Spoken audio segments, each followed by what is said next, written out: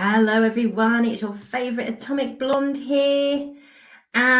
So another week, another Doctor Who special. Now, anybody who caught the Facebook last night already knows what I think. But hey, let's cover it in a bit more detail. So obviously last week, bitterly disappointed, just full of lazy writing. Really nonplussed. So I went into this week a bit lackluster, I'll be honest. Not really knowing what we were going to walk into. Was it just going to be tons of the message, or what were we going to get? So the wild blue yonder. Okay, so to start with, it was definitely an improvement on last week. It was better. However, I still feel it's like a very mid episode. Now you could say, well, Andrea, there's 3. It is a mid episode. Very true.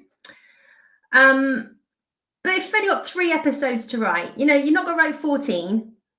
You've not got to find that filler episode. You've only got 3 to write. So very average episode. I didn't find it scary. There was just too much CGI, not enough atmosphere for me.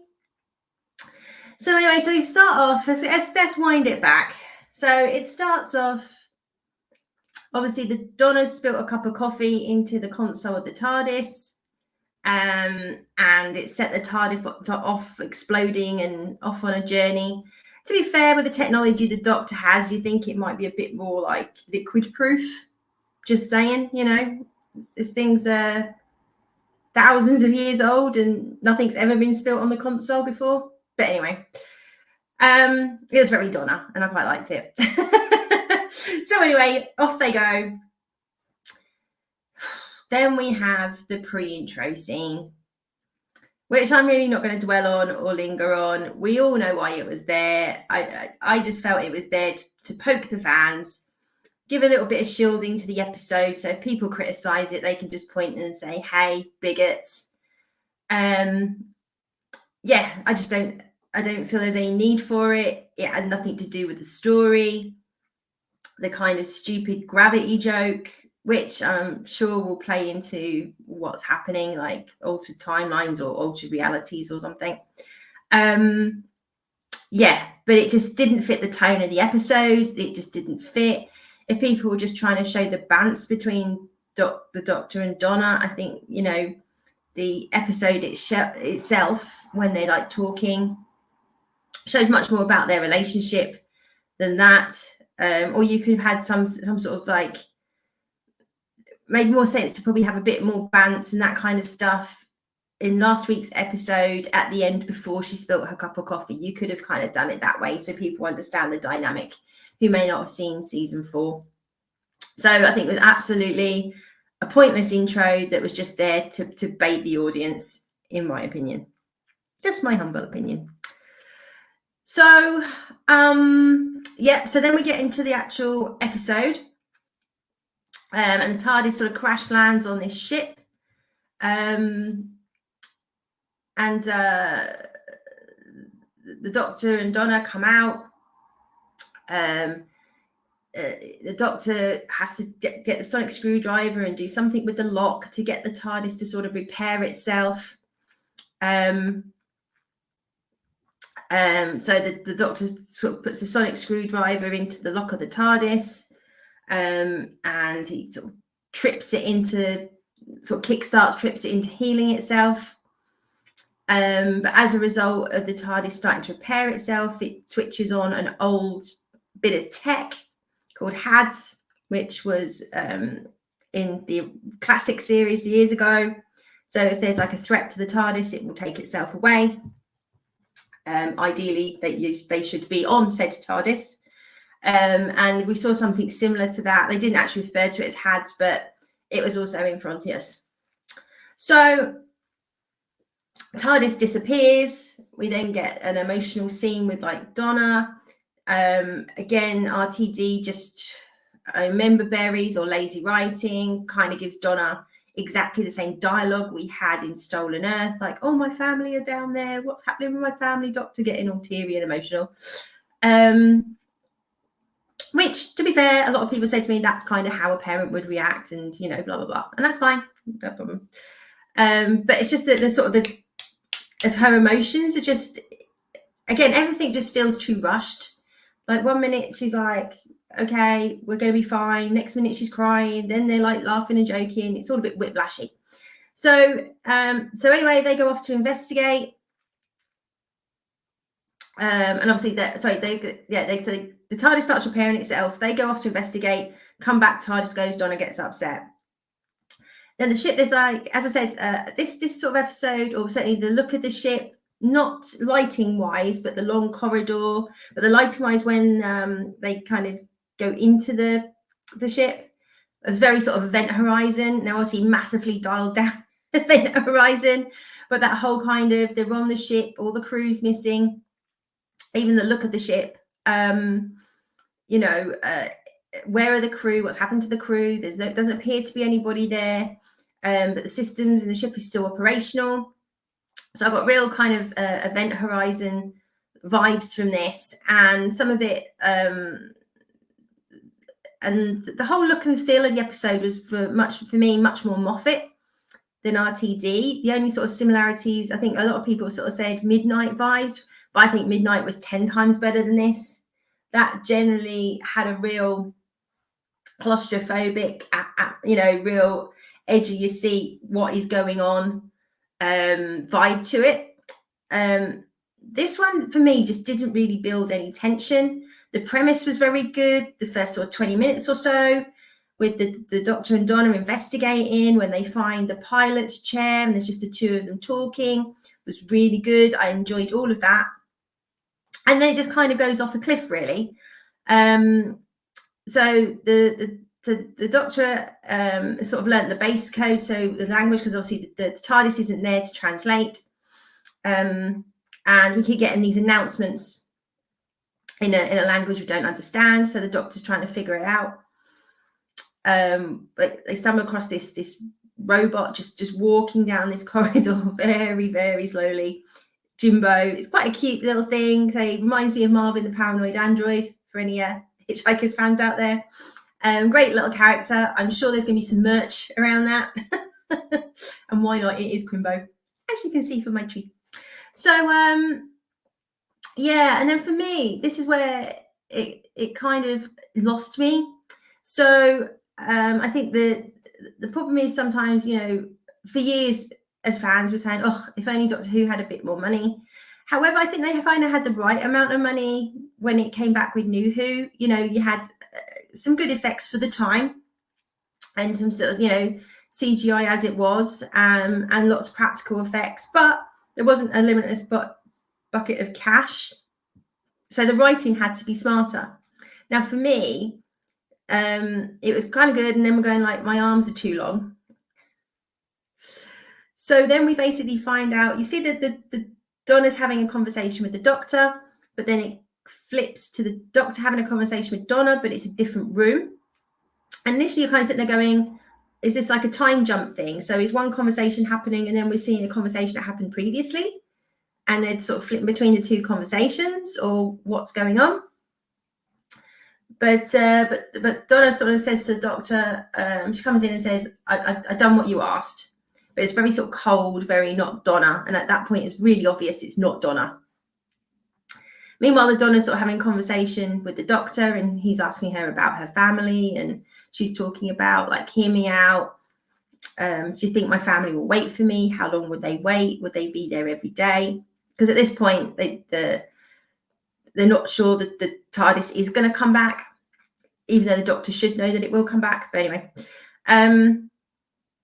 and she's sort of talking about her family, and she said, oh, you know, Sean might come once a year and Rose will come, but Grandad will be there. Good old Wilf.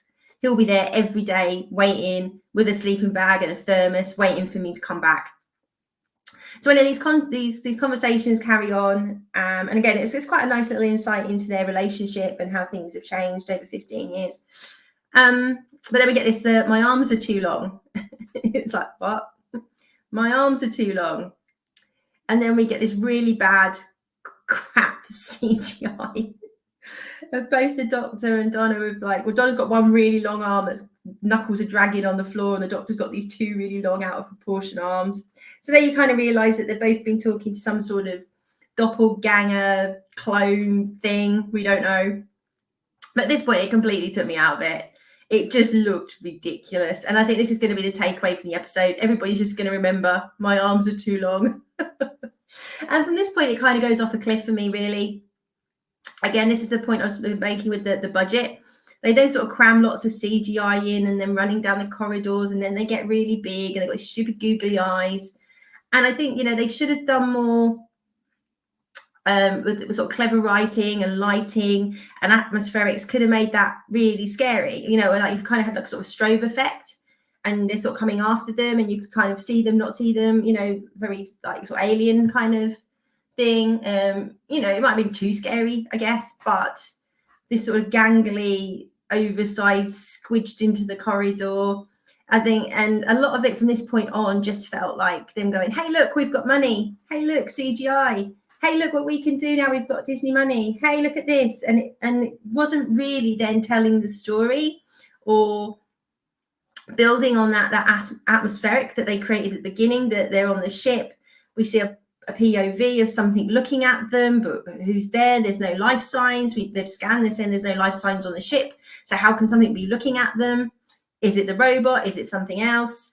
And this is something they've done really well in season 1 with the girl on the fireplace. So when they go on the ship, and then you've got all these eyes coming out and looking, and that was kind of bit gory, kind of, we talk about Doctor Who being scary, and the whole that this episode is going to be really dark and scary. It's not for kids. I just thought, I think most kids would just laugh their arse off.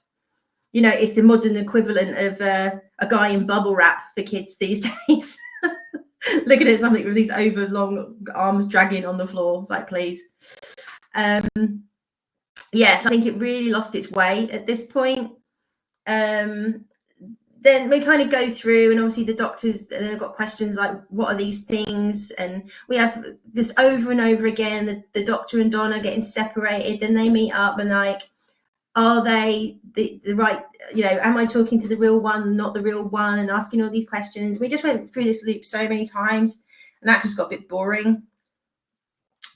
And at this point, there's conversations happening which, are just going to, I think, annoy people. Donna says to the Doctor that after taking his the consciousness is tapped into again. And again, this doesn't make any sense, because she took the Doctor's consciousness into her head at a point in time. Now, the fact that he allowed her to remember that consciousness, they needed to explain how, because then she said, well, I now know everything that's happened over the last 15 years. Now, why or how? Yes, the Time Lords do have a low-level telepathic ability, so maybe that's what it is, but they probably needed to explain that, because otherwise it's like, well, why you've got his consciousness at a point in time, why would you remember everything that's gone on for the last 15 years? That doesn't make any sense. And I brought that up last week as well. So I'm guessing, because they've not told us, that there's some sort of the Time Lord telepathic ability, when they used to do like contact, and they could like pass information backwards and forwards quickly to each other, that somehow something like that's occurred. So it's kind of, she now knows. So then she asks, and then she starts, so basically this leads to bringing up Flux. God knows why, nobody watched it, including myself. So you'll have a load of people kind of going, well, half the universe was destroyed, but there's not been any reference to that. The universe still seems to be here. What's going on? Don't understand. And then they brought up the timeless children. Geez, you're trying to bring the audience back. You're trying to get people on side, and you reference probably the most hated episode of Doctor Who TV, which was the catalyst for people just walking away from this show, reinforcing it and making it canon by saying, because they start talking about Gallifrey, and Donna just goes, yeah, but you're not from Gallifrey, are you? And he's like, what do you mean? You know, so I don't know what RTD's thinking. Now, I think if he hadn't come out and said, oh, it's staying, it's definitely canon, that could have been intriguing, because I think we would have gone, oh, he's bringing that up. What's he going to do with this? Is he going to retcon it? You know, but we know he's not. So why even bring it up? Why is it even relevant? Right? All it's going to do is annoy people. And people who are new to Doctor Who will be a bit like, what does all that mean? I thought the whole show was about a guy from Gallifrey who's a Time Lord, but now he's not. Okay. And of course, we had the opportunity to get some he, she, they, them's conversations in again about an alien.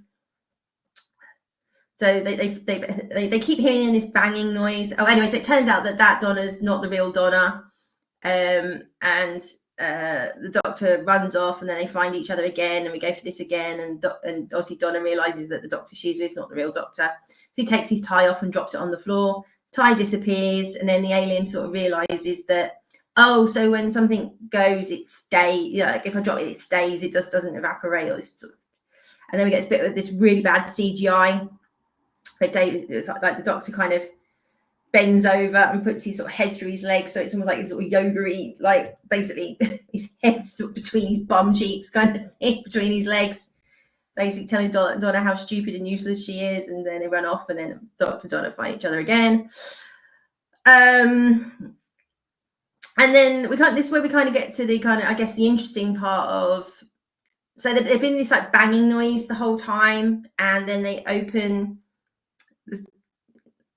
like a hatch that lets them obviously see outside, very a la Impossible Planet, when they open it up and they find the girl is dead. But yeah, there's basically a spacesuit with the alien skeleton in it. Sort of looks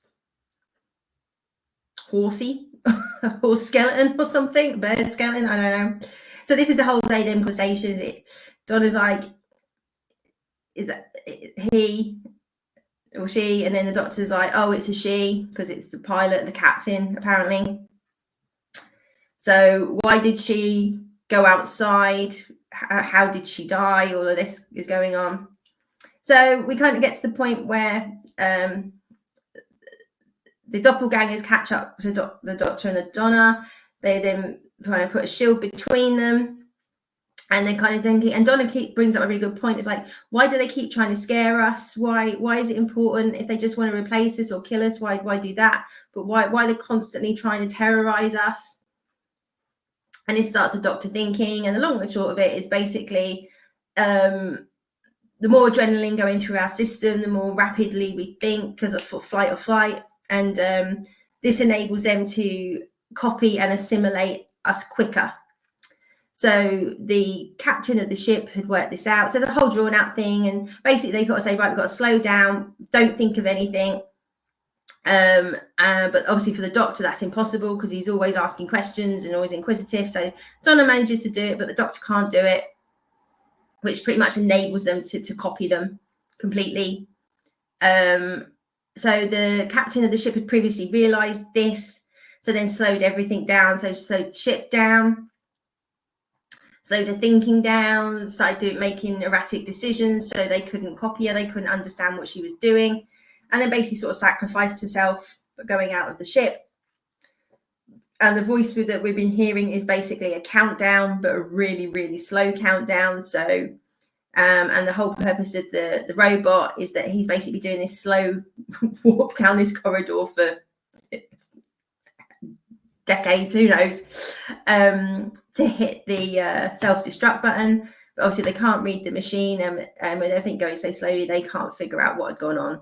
So now, because the Doctor has to solve things, they now know that the ship's on self-destruct. So they go off to try and stop the self-destruct. The Doctor and Donna tried to make sure the self-destruct does happen. And we kind of get this fight down the corridor, and then we get more bad CGI of the Doctor version kind of manipulating his legs and limbs so he can kind of run like a cheetah or something, or a fast animal basically. So the Doctor can't keep up with him. So to try and stop the self-destruct. Meantime, we kind of got the two Donners sort of fighting, and they run up, and one takes her down, and they get back up, and then they run, and then takes her down, and all of this. So then we're going to get to the point that then all of a sudden the Doctor remembers how HADS works, which, you know, would have been useful at the beginning of the episode, because you hear the TARDIS coming back, and he's like, oh, of course, so the ship's going to blow up. It knows, because it's a time machine, it knows exactly the point that it's going to blow up, so it knows when to materialize and get us. So Doctor gets on the TARDIS. Then there's two Donners, which Donna's which. So he asks her a question based on a conversation they had earlier, picks one of the Donners, leaves. The self-destruct is detonated, taking out the Tennant doppelganger. And obviously this is like a really long corridor, like 3 miles long or something. So you start seeing the fireball heading towards Donna. Donna's distraught and in tears, saying, you've got the wrong Donna. It's me, Doctor. You've left me. Don't leave me. Very good acting, actually. I thought from Catherine. She played that really, really well. Then, so the doppelganger's on the TARDIS. The Doctor's like at the console and doing some checks, and then he must scan her or something, and it comes up on the screen that one of her arms is 0.6 millimeters too long or something, and he realizes that he's got the wrong Donna. He then hits a switch, and this ramp comes up. She's still sort of in the doorway as she comes in, so that where the floor is flat, it suddenly becomes a ramp, and it was the doors, and she just rolls out, and obviously he grabs the real Donna just before the fireball gets her. Shocker. So it's so obvious that Donna wasn't going to die. There wasn't any tension for me. Some people sort of thought, oh no, maybe they're going to kill Donna, and then it goes forward with a replica Donna. I really didn't think that was going to happen. So overall, and then they land back in Camden, and the best bit of the whole episode, I absolutely loved the last couple of minutes, which, despite one crap episode, as I said, average at best, to an average episode, sort of okay, but could have been better. Episode, I am actually really looking forward to next week's, based on this tiny little ending that had the wonderful, wonderful Bernard Cribbins in it as well. Oh, it's amazing to see him. It does seem, unfortunately, that is the only clip we're going to get of Bernard/Wilf. As he wasn't well enough to film anything else, or they didn't get anything else complete. So this was alluded to by RTD in the after show, and I think I saw something on X saying the same sort of similar thing, or Instagram. Yeah, there was an Instagram post actually from RTD. So as much as he's been a bit of a prick in the last couple of weeks, he did put a beautiful post up about Bernard Cribbins. So a little bit of a lump to your throat. Yeah, so he put a really sweet post up, and yeah, but so he's there waiting for Donna, exactly how Donna said he would, and there's all this, and he's like, oh, I knew you'd come back, I knew you'd come to save us, Doctor. And Doctor's like, what are you on about? And he's like, well, you know, things are going to pot. And the Doctor's like, I don't know what you're talking about. And then they start looking around, and there's an explosion, and people all sort of bundle out this restaurant and all start having a fight. We see this jetliner coming, aeroplane coming over. It looks like it's going to crash, but there's just all this sort of chaos and violence just breaking out all around them. And that's obviously as far as we've got. Yeah, so we obviously know next week is the giggle. We know it's going to have the Celestial Toy Maker. So it would suggest that obviously he is causing all this chaos in some way and causing people to fight and take each other out, basically. So despite everything that has happened in the last 2 weeks, with like this one, as I say, it's a very mid episode. I think the thing that I'm really struggling with is these are supposed to be 60th anniversary episodes. The two we've had so far are not anniversary specials. They're not special in any way. They're two kind of mid-average episodes. Nothing really celebrating Doctor Who, celebrating its heritage, celebrating the fans. Yeah, I mean, you know, there's been a little bit of fan service in there and a few Easter eggs, but there's been nothing that really kind of blows you away that you go, wow, that's going to be that's a memorable special.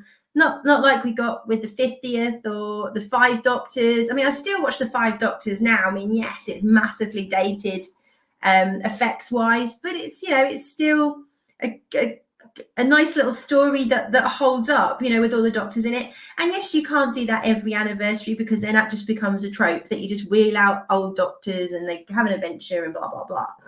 I get that, and I wouldn't want that every single anniversary.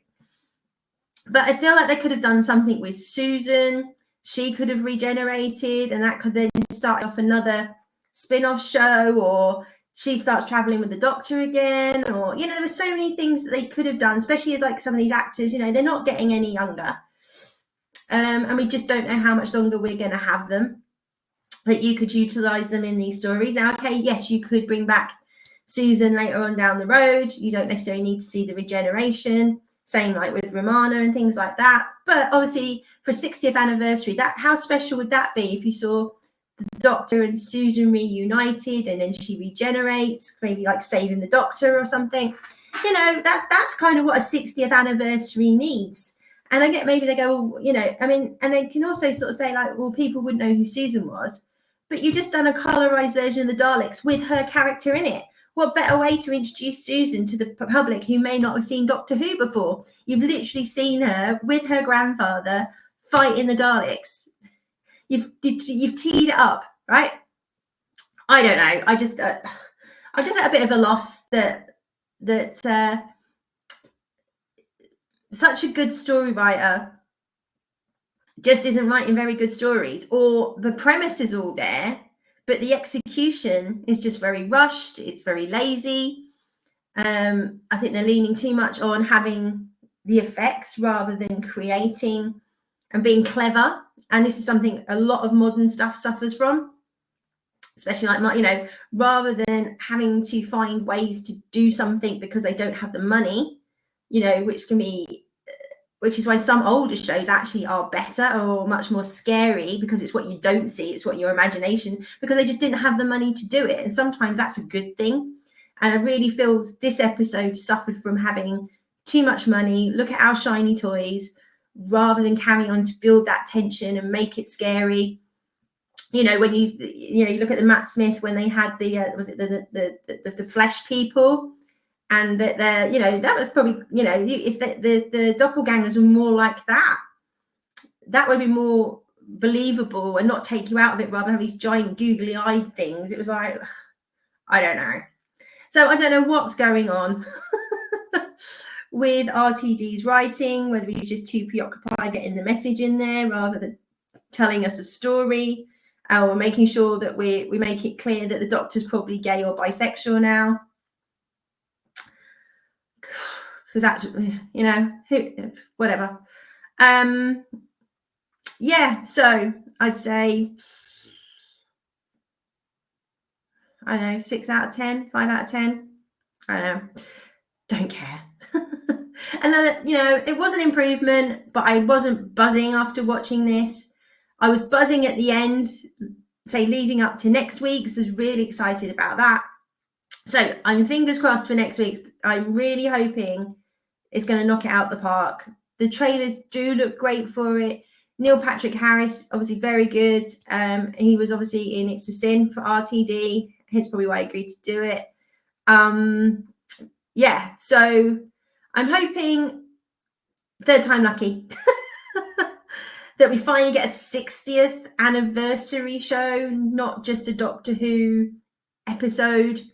And I think that's really what we've suffered from. And I think maybe it's the marketing. They should have come out and said, we've kind of made a mini series. The first 2 are kind of like just Doctor Who episodes and reintroducing Donna.